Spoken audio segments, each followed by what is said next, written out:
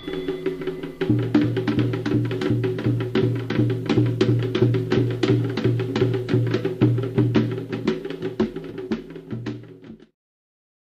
a todos e a todas, sou o Ganja Sanã, um dos coordenadores aqui do grupo de estudos, e como nós havíamos prometido, vamos trazer para um debate vários candidatos às próximas eleições, agora em outubro. A gente sabe que as coisas por nosso lado não estão lá muito boas e a gente tem a preocupação, sim, de que se escolham candidatos que sejam comprometidos com as nossas lutas, com as nossas bandeiras e principalmente com a democracia e com o Estado laico. Estou aqui hoje com a Maria Carol, diretora da União Estadual de Estudantes, estudante de Geografia da Universidade Rural do Rio de Janeiro, que é candidata a deputada federal pelo PCB. Muito obrigado já de antemão pelo seu interesse em vir aqui conversar com a gente sobre essas coisas. E já lhe pergunto, quem é a Maria Carol? Maria Carol é uma menina de 21 anos que atua desde o segmento secundarista, né, no movimento estudantil. É filha de pais trabalhadores, de uma família muito guerreira e que encontrou na luta uma esperança para continuar. E que nessas eleições aceitou o desafio de representar o partido, né, na tentativa de construir uma campanha eleitoral, mas não só isso, tentar construir também uma organização coletiva de luta e resistência para tudo isso que está posto para a gente, de tanto retrocesso e desesperança do dia a dia. Como é que você, com 21 anos, um pouquinho mais nova só que eu, percebe ou entende o que a juventude está compreendendo do que está acontecendo ao nosso redor? Você tem esse feedback, ou as pessoas não pensam, ou as pessoas não refletem, ou as pessoas estão vivendo? O que que o jovem hoje, você é do Rio, Sou Carioca? De Padre Miguel. De Padre Miguel. O que que um jovem que mora em Padre Miguel hoje está percebendo do futuro dele? Bom, acho que uma coisa central é tentam dizer que a gente não está pensando nada, né? Que juventude é uma coisa, é uma galera que não está antenada no que está acontecendo, é desinteressado, e a gente está aqui para dizer o contrário. Só que a gente vive também numa condição que é muito difícil, né? Para ser jovem no Brasil hoje, principalmente para ser jovem da classe trabalhadora, né? Que é um cenário de tentar acabar com o nosso futuro, assim, sem perspectiva. A gente olha para a educação, é isso tudo que está aí de problema, de desmonte da universidade, de dificuldade das escolas públicas. A gente olha para a questão do desemprego e aí a juventude está lá com os índices altíssimos, né? Isso em parte porque a gente está tendo toda a nossa retirada de direitos, o nosso Estado desmontado, mas porque também não tem um investimento na formação qualificada do jovem, é sempre formado para um mercado de trabalho muito precário. A gente vê nas áreas periféricas do nosso Estado uma criminalização da cultura da juventude, né, daquilo que a gente gosta, dos ritmos musicais, né, sempre numa tentativa mesmo de colocar isso como algo ruim ou como algo violento. Então, assim, são cenários de desesperança e de muita falta de perspectiva, né? Então, a gente está falando de uma juventude hoje que resiste a tudo isso que está colocado, mas que está lutando para não perder a esperança de poder ter um futuro, né? De sonhar com o seu futuro, com uma formação, de sonhar em ter sua casa, de ter sua vida, de ter um trabalho digno, né? De não se destruir no meio disso tudo que está colocado. Então, ser jovem no Brasil hoje é difícil, mas a gente dá conta de seguir na luta para garantir o nosso futuro e nossa sobrevivência. E existe uma questão complicada nisso, que é o fato de não se levar a sério o jovem. Você é muito novo, não é assim? Você é muito menino, com o tempo você vai resolver. E não é isso.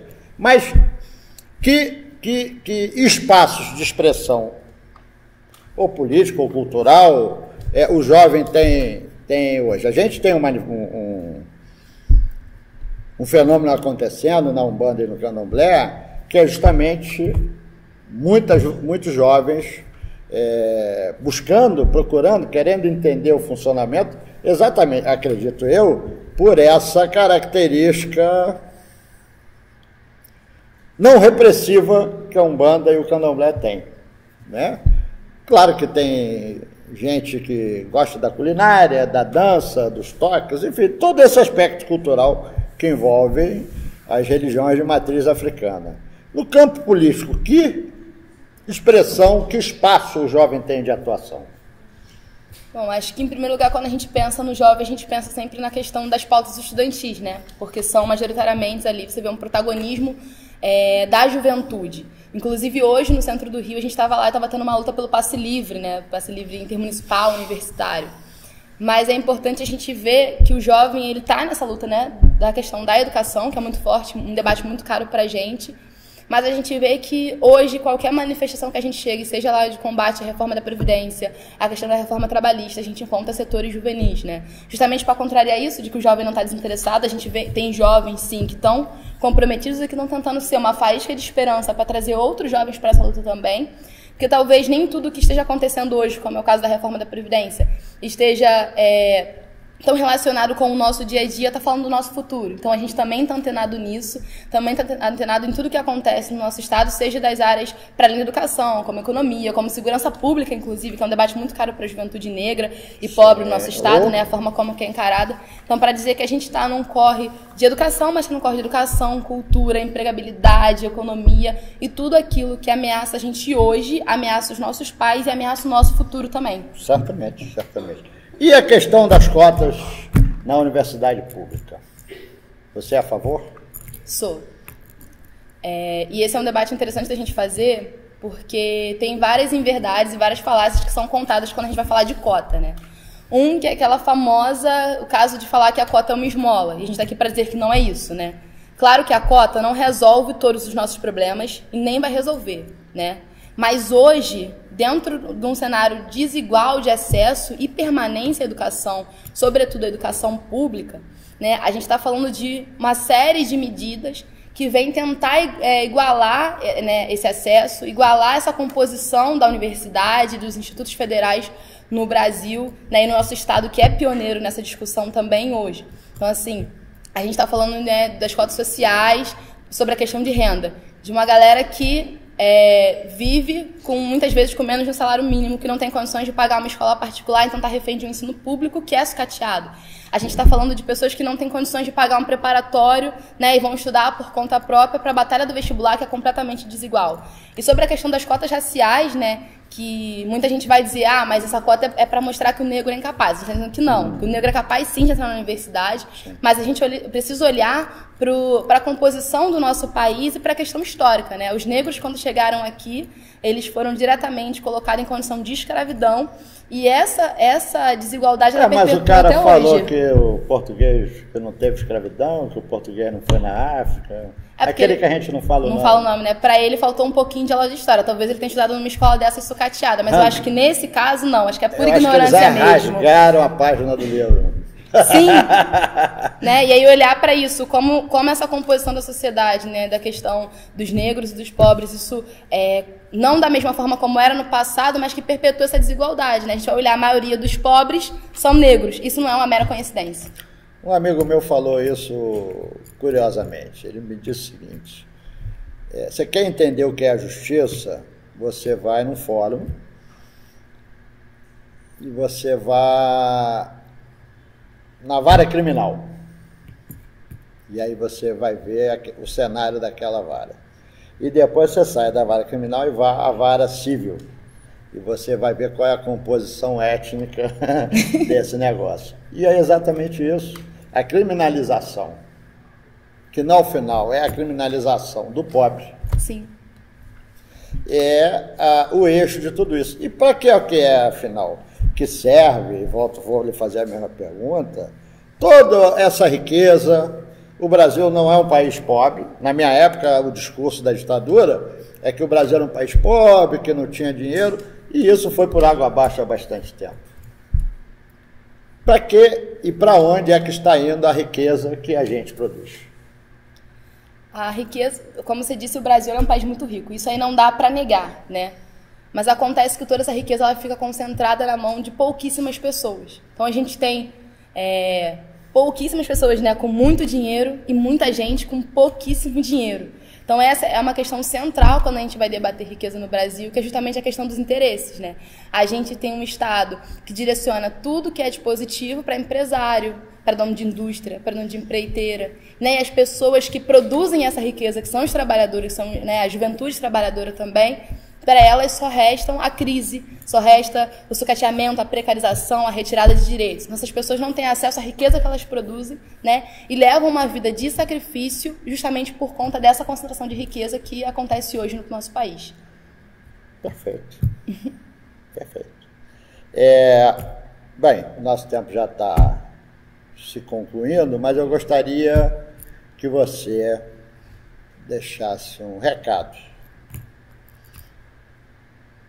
para o jovem negro trabalhador, para o jovem branco pobre, para o trabalhador, para aquela galera que a gente sabe que está assim hoje meio que em pânico, porque a gente não sabe o que vai acontecer em novembro.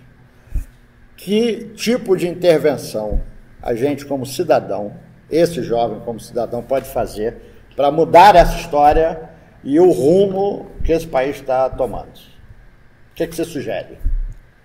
Bom, primeiro dizer que essa desesperança que a gente vê hoje no cenário brasileiro, sobretudo, né, se materializando na questão das eleições, que a gente fica desesperado, não sabe quem vai votar, não sabe nem se vale a pena mais votar, dizer que eu entendo e compartilho um pouco a da dor que é ver tudo isso, né? Mas eu acho que a gente não pode deixar tudo que está acontecendo, tudo de ruim que está, né, no Brasil hoje, tirar a nossa força, que é justamente o que querem que a gente faça, que a gente pare de acreditar. Então, por mais que seja difícil, a gente consegue superar esses desafios, a gente consegue organizar uma luta e ter vitórias, né, em prol dos nossos direitos. A grande questão é como a gente vai fazer isso. Sozinho, a gente já viu vários exemplos de que não dá certo. Então, é dizer que a nossa unidade, que a nossa luta organizada, planejada e, sobretudo, sempre coletiva, é a nossa garantia para conquistar o direito ao nosso futuro, né? Então, assim, é pensar o quão importante essas eleições vão ser para definir o rumo das coisas no nosso país, mas que não vão ser só elas, né? Então, a gente pesquisar o nosso candidato, olhar o histórico de cada um, ver se é uma pessoa que é comprometida, né, com quem de fato colocou ela lá, que foram os trabalhadores, se ela não é comprometida com quem deu dinheiro na campanha, que são, né, essa corte de empresário, essa máfia que tem entranhada hoje no nosso estado, aqui no Rio de Janeiro. E dizer que quando passar as eleições, a gente tem muito mais o que fazer também. Então, a gente estar sempre nessa unidade, nessa coletividade, colocando lá as nossas bandeiras de luta, né? Em defesa de um Estado laico, em defesa da nossa cultura, em defesa da nossa sobrevivência, né? Taxando das grandes fortunas, em defesa da educação, da saúde, daquilo que é pra gente. Para pensar um Estado e um país que a gente caiba, né? Que não seja só aquela coisa bonita do cartão postal, mas que a gente tenha a condição de viver dentro dela, decidindo os rumos dessa nação também, porque a gente é quem sustenta, quem carrega isso aqui nas costas todos os dias, né? Seja jovem hoje, seja o cara que é trabalhador, seja a gente que é jovem, que daqui a pouco vai ser trabalhador também, porque é um destino que é fadado, né? Ninguém vai virar empreendedor e enriquecer da noite pro dia, né? A gente está construindo dia a dia o nosso futuro. Então, dizer que não deixa a desesperança te abater, dizer que a gente tem motivos para sonhar e a gente tem muita luta para organizar. Quem quiser ajudar na campanha, faz como? Você pode acessar a minha página, que é Maria Carol PCB, mandar uma mensagem pra gente, todos os tipos de ajuda são bem-vindas. É uma campanha de um partido que é pequeno, que não está aceitando doação de empresário, então a nossa campanha está sendo construída por nós mesmos e por muita gente que acredita nesse projeto de sociedade. Então, se você acha que pode ajudar doando financeiramente, pode entrar lá na página, pesquisar, tem link para doação. Se acha que pode dar uma sugestão para a campanha, a gente está super aberto a críticas, sugestões. Se quiser vir construir, ajudar na panfletagem, gravar um vídeo de apoio, todas as formas de luta e de apoio para nossa campanha. Com certeza, chamar para um comício doméstico, né? Porque esse olho no olho também é muito bom, de construir a política no dia a dia. Então, todas as formas de ajuda estão sendo muito bem-vindas, porque a gente acredita, né? Que se não for essa forma coletiva, para a gente não serve, não vai ser. Perfeito. Carol, Maria Carol, candidata a deputada federal, qual é o número? 2121. Ah, jura? Aí é muito fácil. Maria Carol, candidata a deputada federal, 2121. Carol, muito obrigado pela sua contribuição. Gostei muito, achei você muito preparada, achei você muito antenada nas coisas e lhe desejo uma boa sorte aí nas eleições. Tudo de bom para você. Obrigada. Vocês não vão bater palma para candidata, não?